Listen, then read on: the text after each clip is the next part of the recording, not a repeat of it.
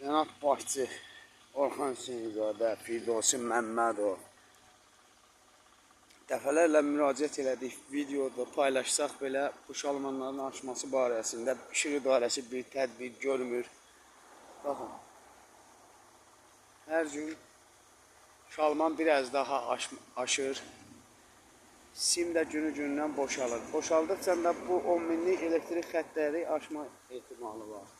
Bax, bu Şira kanalı, baxın. Baxın. Baxın.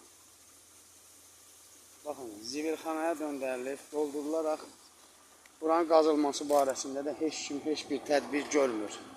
Cənab Prezident İlham Əliyeva xahiş edirik Cənab Başçı Orxan Hüseynzadəyə, Firdevsi Məmmədova bu elektrik dirəkləri barəsində bir tədbir görməsi üçün göstəriş verəsiniz.